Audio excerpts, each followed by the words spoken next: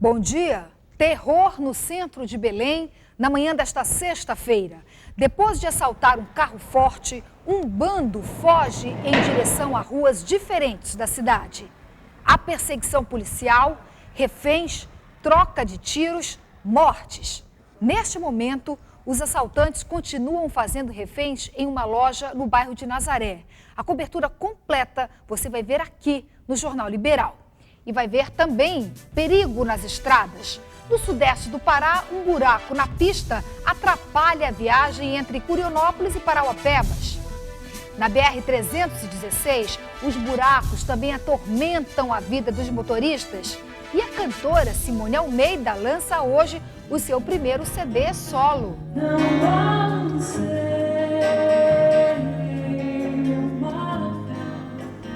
Agora, aqui no Jornal Liberal. Uma audiência pública na Câmara Municipal de Belém discutiu ontem a violência sexual. Um problema que atinge principalmente crianças e adolescentes. 65% dos casos atendidos pela Funpapa são crianças. E o pior, muitas delas são molestadas dentro da própria casa. A mãe sofre muito até hoje. Eu acho que eu deixei de viver por um tempo por causa disso. Nunca pensei que fosse acontecer. Faz um ano que o filho de 5 anos foi abusado sexualmente. O garoto não dizia, a mãe desconfiava. Meses depois, a certeza, o ex-cunhado. A prisão preventiva está decretada, o agressor foragido. Eu não deram a prioridade necessária que deveria ter. Entendeu? Em primeiro lugar, quando soubesse de um caso desse, ir atrás, resolver, não é assim. É muito lenta mesmo. Mas os casos, em sua maioria, não chegam aos órgãos de denúncia. Por uma razão muito simples, quem quase sempre pratica o abuso é o pai biológico ou alguém muito próximo à família. O assunto foi tema de uma audiência pública na Câmara de Vereadores. Diversas organizações que lidam com a questão no Estado participaram. A iniciativa é um alerta à sociedade. Faz parte de uma programação para lembrar o 18 de maio, Dia Nacional de Combate à Violência Sexual. O que se pretende, no essencial, é mobilizar a sociedade, alertá-la para o crime de violência sexual que se pratica contra a infância e a juventude em Belém, no estado e no país. A Funpapa atende 203 vítimas de violência sexual através do projeto Tabatajá, 65% crianças. Segundo dados do Centro de Defesa da Criança e do Adolescente, 1.585 casos foram registrados em Belém nos anos de 2000 e 2001. Números que representam apenas 20% do total. Essa criança, ela fica com uma baixa autoestima, muitas vezes é o que a gente atende lá no Tabatajá, numa perspectiva de suicida, de querer se matar, porque ela não tem mais base nenhuma afetiva, a família está desestruturada por conta que o abusador estava dentro de casa, né? Então é todo um trabalho do indivíduo com a família, né? E de recuperação da sua dignidade. O governador Simão Jatene foi recebido ontem pelo presidente Luiz Inácio Lula da Silva em Brasília. Jatene pediu alterações na proposta de reforma tributária na parte relativa à Lei Candir. O governador Simão Jatene mostrou ao presidente Lula que o estado do Pará está sendo prejudicado com a Lei Candir. Alguns dados mostram claramente isso. Se pegarmos de 91 a 2000, o saldo da balança comercial brasileira foi de 23 a 24 bilhões de dólares. O Pará teve como saldo da balança comercial 17,5 bilhões de dólares, o que mostra o caráter fortemente exportador do Estado. Mais do que isso, durante a vigência da Lei Candir, o Pará recebeu do Fundo de Compensação alguma coisa em torno de 1,7 bilhões de reais. Nesse mesmo período, se nós tivéssemos continuado a arrecadar como fazíamos antes, ou seja, se não existisse a desoneração das exportações, o Pará teria arrecadado 2,2 bilhões de reais. Então o Pará vem perdendo muito com isso. Para compensar a perda, Simão Jatene propôs a criação de um fundo. Criar um mecanismo que venha compensar os estados exportadores pelas perdas e pela contribuição que eles vêm dando para a geração do saldo da balança comercial brasileira. Faço questão absoluta de registrar. No caso concreto do Pará, é absolutamente impossível conviver com esse cenário, que tem provocado perdas fortes e a constitucionalização dessas perdas inviabiliza o Estado do Pará. Como eu tenho a certeza que que a República não quer inviabilizar um Estado, eu tenho a convicção que nós vamos chegar a um denominador comum. Depois do intervalo, um buraco na pista atrapalha as viagens entre os municípios de Parauapebas e Curionópolis. E os buracos que atormentam os motoristas na BR-316. Um buraco aberto pela força das chuvas na PA 275 entre Parauapebas e Curionópolis, ainda no mês de março, continua causando problemas aos motoristas que viajam pela região sudeste do estado. A recuperação da pista não foi concluída e o desvio é só buraco e muita lama. Há quase 2 meses, o quilômetro 40 da PA 275 ficou interditado depois que parte do asfalto cedeu em consequência das fortes chuvas que têm caído na região. Parauapebas ficou isolada do restante do estado por 4 dias. Hoje, no lugar da cratera, está um aterro que virou lama com a chuva. Os veículos que trafegam por aqui são obrigados a fazer manobras perigosas para não cair no buraco. A obra iniciada neste trecho da PA 275, que cedeu no mês passado, está parada há vários dias. Os motoristas que têm de passar por aqui são obrigados a reduzir a velocidade, o que faz aumentar ainda mais o risco de assalto. À noite, o assalto é constante. E o perigo de cair nesses abismos aí também, né? Atrasa muito a viagem? Atrasa. O bueiro substituto que está sendo montado para ser colocado no lugar daquele que foi levado pela enxurrada está inacabado. Este motorista diz que é perigoso passar pelo local e reclama da demora do término da obra. Isso aqui, se der mais uma enchente aí, acaba de levar o resto. Aí nós ficamos mais uma semana aí pilhado. E é até uma vergonha para o nosso município, para as autoridades, não é isso? A assessoria de comunicação da Secretaria de Transportes informou que já foi feita a troca do bueiro, mas por causa das chuvas ainda não foi colocado o asfalto. A diretoria da secretaria ainda não tem uma posição dos engenheiros que estão no local sobre as datas de recuperação da rodovia. E os buracos atormentam também a vida dos motoristas que trafegam pela BR-316. Alguns dos trechos mais críticos ficam na região metropolitana de Belém.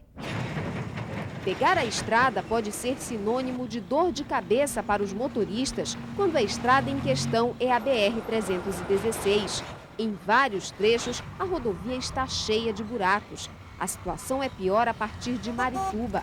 Aqui, os motoristas precisam diminuir a velocidade para evitar acidentes. O problema se repete próximo à barreira da Polícia Rodoviária Federal. Logo após a entrada de Benevides, a situação da estrada é ainda mais precária. Há trechos totalmente tomados por buracos, alguns bem no meio da pista. Outro exemplo que comprova a precariedade da BR-316 está aqui.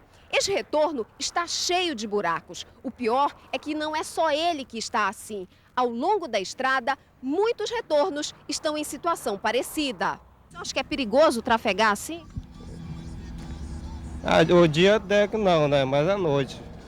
À noite com chuva, né? Principalmente. O diretor regional do Departamento Nacional de Infraestrutura e Transporte reconhece a situação da rodovia. Segundo ele, até a sede do departamento está passando por dificuldades por causa da falta de recursos.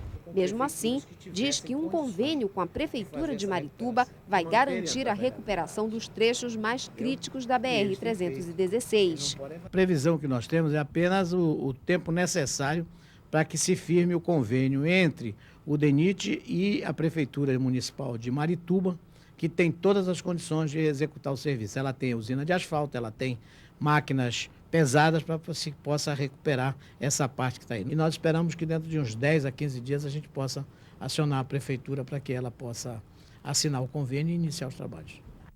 O nosso jornalismo interativo desta semana quis ouvir a sua opinião sobre o transporte coletivo de Belém. Nós recebemos muitas mensagens, eu vou ler algumas delas agora. Por exemplo, Toyomi nos escreve do Japão, dizendo que mesmo morando do outro lado do mundo, se envergonha muito com o que lê na imprensa a respeito do transporte coletivo aqui em Belém. Diz ele que ouve sempre falar que os motoristas não respeitam ninguém, queimam paradas e, o pior de tudo, discriminam os idosos. A outra mensagem foi escrita por Clóvis Emídio, que também é paraense, mas mora em São José dos Campos. Ele diz que, de uma maneira geral, o sistema de transporte coletivo é péssimo nas grandes cidades.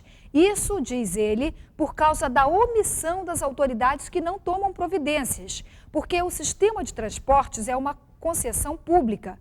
Justamente por isso, como concessão pública, toda irregularidade deveria ser punida, de acordo com o nosso telespectador Clóvis Emídio de Oliveira.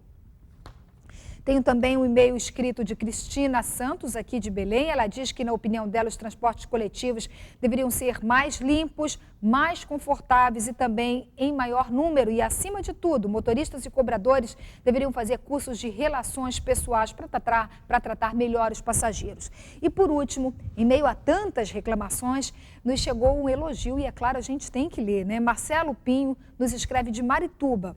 Ele diz que entre tantos motoristas mal educados, existe um que merece elogios. É o motorista da linha Guamá Conselheiro, que, segundo nosso telespectador, trata muito bem, inclusive as pessoas que entram pela porta da frente, crianças, idosos, policiais. E olha só, ele nos conta que esse motorista se despede com muita educação de todas as pessoas que saem dos ônibus, sempre dizendo tenha um bom dia, uma boa noite, disponha sempre, enfim. Se você escreveu para a gente e eu não li a sua mensagem aqui, ela certamente está no site da TV Liberal. Nosso endereço eletrônico é esse que está na tela, www.tvliberal.com.br. Muito obrigada pela participação. E daqui a pouco você vai ver o terror no centro de Belém. Hoje de manhã houve assalto, perseguição policial, tiros, reféns e mortes na capital do estado. Terror no centro de Belém na manhã desta sexta-feira. Tudo começou quando um bando armado assaltou um carro forte em frente ao Banco do Brasil da Avenida Doca de Souza Franco. Houve perseguição policial, troca de tiros, reféns e mortes. A ação dos bandidos começou pelo Banco do Brasil da Doca de Souza Franco. Segundo testemunhas, eles não chegaram a entrar na agência, mas teriam levado um malote com dinheiro de um carro forte que estava na frente do banco. Estava sentado bem aqui quando eles vieram. Aí o carro forte encostou aqui, eles renderam o carro forte, pegaram uma loja logo aí e começou o tiroteio. Pegou esse tiro aí, ó. Vocês assaltaram o carro forte, então, da empresa que... O carro forte, não foi dentro do banco. Eram quantos homens? Eu vi dois só, o que estava com a arma e o que entrou aqui pegar o... Mas eu acho que era bem uns 4. Essa viatura dobrou na hora e deu de conta com ele. Então eles botaram o armamento deles pesado, metralhadores em cima da gente, pra gente não tocar no armamento. Levaram 2 armas nossas. Na fuga, um dos assaltantes pegou uma mulher e um taxista como reféns, mas foi baleado por policiais que o perseguiam. O assaltante foi levado para o pronto-socorro municipal. Tenente, o preso está onde? Foi alvejado e faleceu. A passageira e o taxista foram trazidos para o Comando de Missões Especiais da PM, onde prestaram depoimento. Depois, levados para serem ouvidos na Divisão de Combate ao Crime Organizado. Na fuga, os assaltantes se dividiram em 3 grupos e seguiram em diferentes direções. Na Avenida Nazaré, no centro de Belém, um assaltante foi morto pela polícia dentro de um ônibus. 3 bandidos invadiram uma loja de telefonia e fazem reféns. 8 bandidos fugiram neste carro. Eles foram perseguidos pela polícia. Houve troca de tiros. O veículo foi abandonado na Avenida Generalíssimo, centro de Belém. Perseguimos desde a doca ali do Banco do Brasil. Quando avistaram a gente, começaram a atirar em cima da gente. Quando chegou aqui nesse local, eles fugiram, abandonaram e fugiram. Conseguiram deixar essas armas aí que foi apreendida pela guarnição. Vocês conseguiram prender algum? Não, a minha viatura não, mas eu ouvi no rádio que já tem um baleado no pronto-socorro já. Na fuga a pé, um dos assaltantes subiu neste ônibus e na troca de tiros com a polícia foi morto. Nós trocando tiro com eles, um entrou no ônibus. Quando nós paramos o ônibus, aí passou a atirar dentro do ônibus na gente. Aí o ônibus estava cheio de passageiros? Cheio de passageiros, mas quando o ônibus parou, nós evacuamos o ônibus, ele passou a atirar. E efetuamos disparo que ele saiu dessa para pior, né? Outros 3 assaltantes entraram nesta empresa de telefonia na Avenida Nazaré. Segundo informações da polícia, 3 pessoas estão sendo feitas reféns. Os policiais cercaram o prédio. Pelos fundos, os assaltantes exibiram 2 reféns. Esse que aparece na porta é um dos reféns. Agora mais um refém está sendo trazido para frente, para a porta. Segundo a polícia, são 3 reféns e 3 assaltantes. Eles estão mostrando os reféns. Depois de alguns minutos, um dos reféns é levado novamente para o lado de fora e se assusta com um tiro.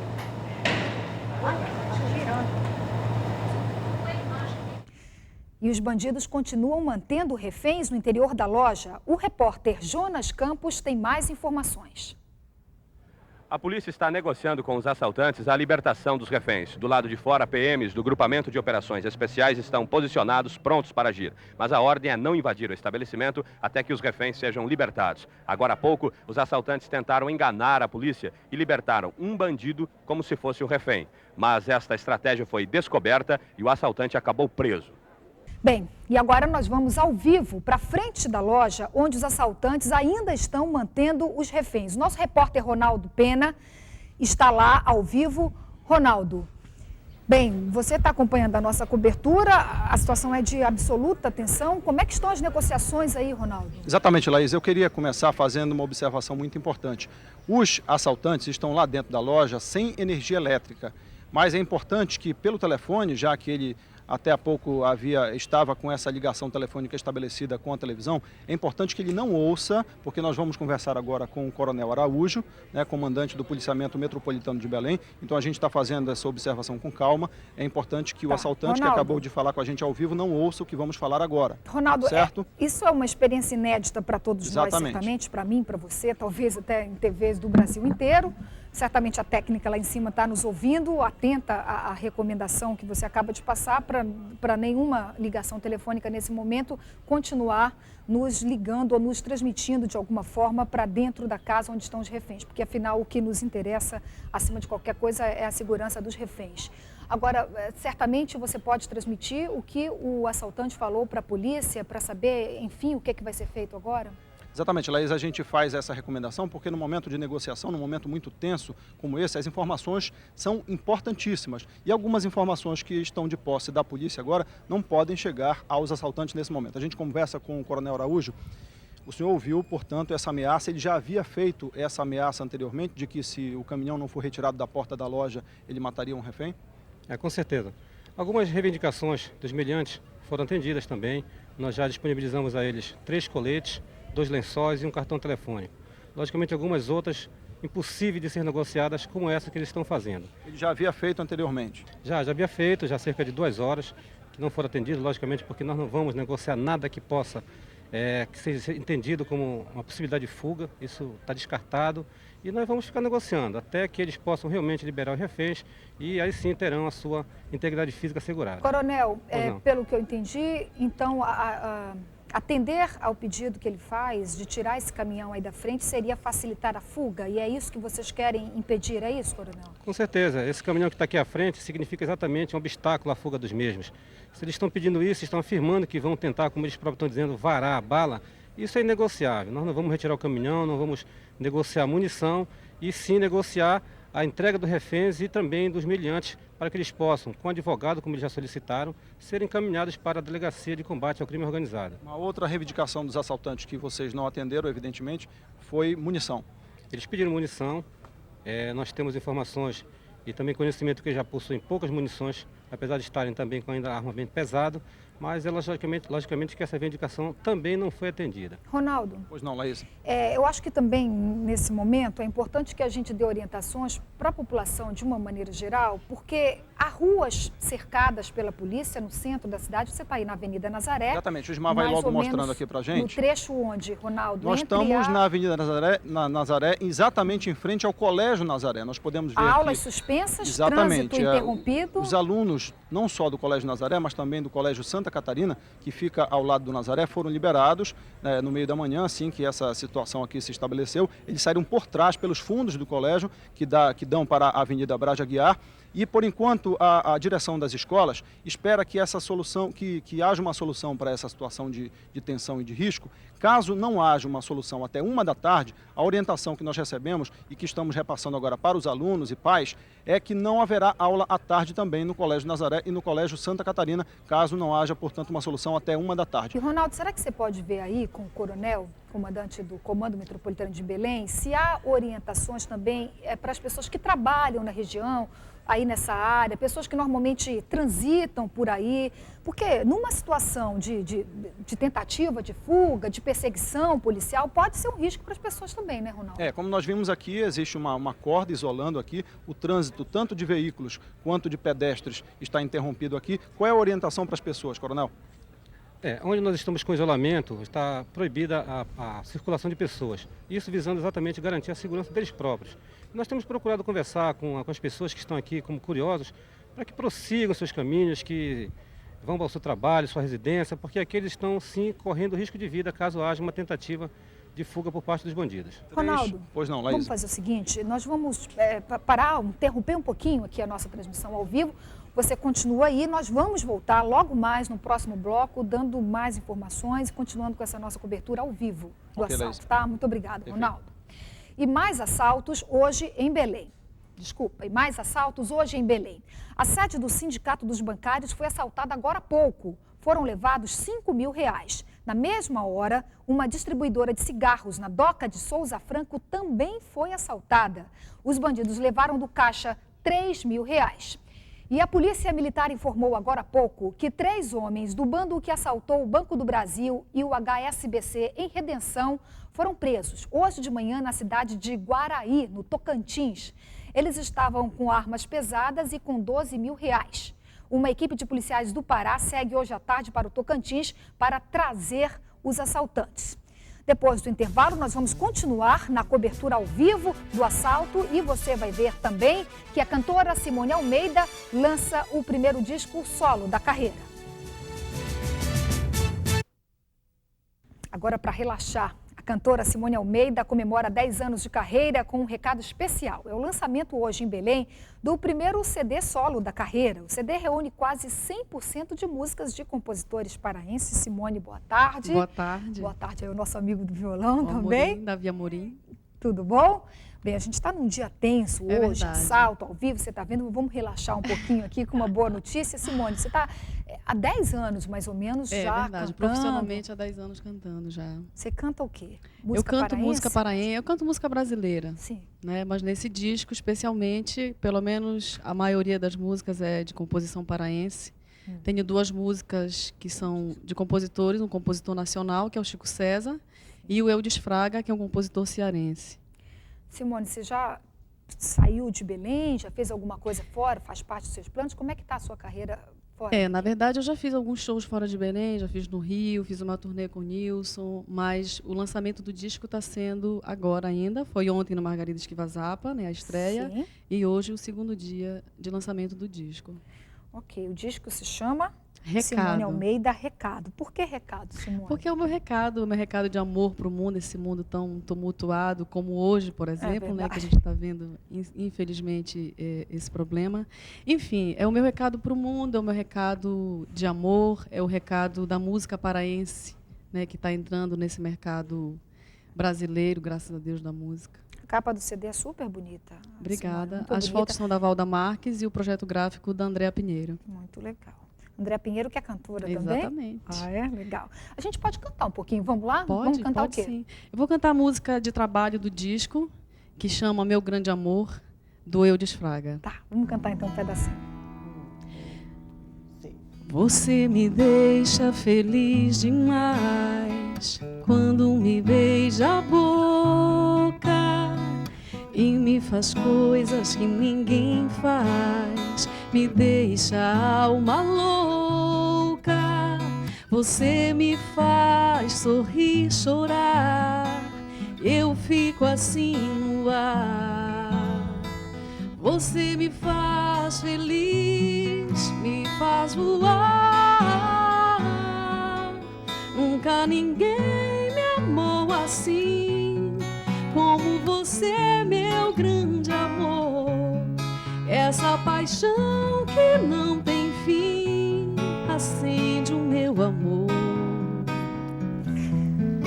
É mais ou menos isso. Super bonito. Simone, a gente vai trazer você outro dia aqui para a gente conversar muito mais, para a gente cantar muito mais, mas pelo menos a gente já deu aqui o recado do lançamento do seu CD. Isso. Hoje é no Teatro Margarida Esquivazapa, às 21 horas. Eu quero só dar um recadinho. Tá, pois não. Como hoje eu tive muito telefonema de pessoas que não foram no show porque não tinham dinheiro para pagar o ingresso para comprar o disco, casais, amigos meus. Sim. Então eu resolvi hoje, como eu quero que todo mundo esteja lá, fazer uma promoção. A produção vai me matar, mas tudo bem.